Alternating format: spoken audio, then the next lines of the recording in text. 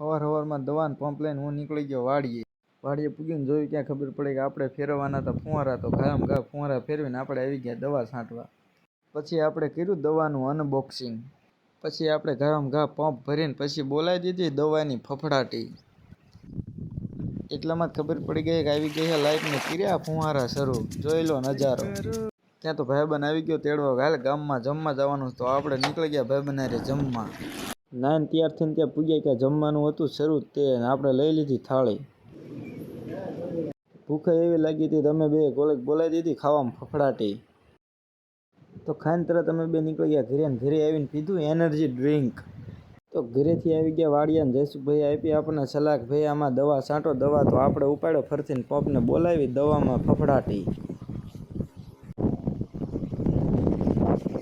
તો પડી ગઈ હતી હાનને આપણે રહેતા થાકી, હાથ પગ ધોઈને આપણે થઈ ગયા ઘરે વહેતા.